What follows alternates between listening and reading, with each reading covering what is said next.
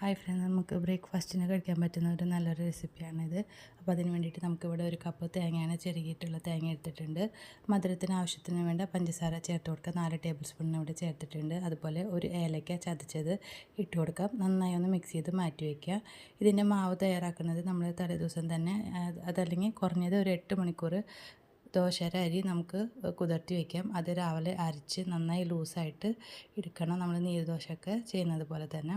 അതിനുശേഷം നമുക്ക് ഇങ്ങനെ ഹൈ ഫ്ലെയിമിൽ വെച്ചിട്ട് തവ ചൂടായതിന് ശേഷം ചെറുതായിട്ടൊന്ന് വെളിച്ചെണ്ണ അതിനകത്തൊന്ന് തടവി കൊടുക്കാം. അതിനുശേഷം ഹൈ ഫ്ലെയിമിൽ വെച്ച് തന്നെ വേണം നമ്മൾ മാവ് ഒഴിക്കാനായിട്ട്.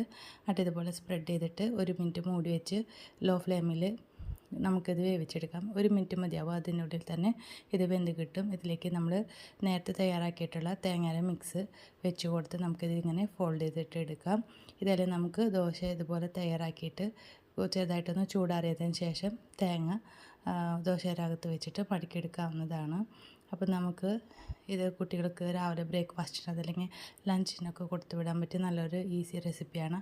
അപ്പോൾ നിങ്ങൾ വീട്ടിൽ ട്രൈ ചെയ്ത് നോക്കുക. നിങ്ങൾക്ക് ഇഷ്ടമാകണമെങ്കിൽ തീർച്ചയായിട്ടും ഈ വീഡിയോ ഷെയർ ചെയ്യുക. അതുപോലെ നമ്മുടെ ചാനൽ സബ്സ്ക്രൈബ് ചെയ്തൊന്ന് സപ്പോർട്ട് ചെയ്യുക.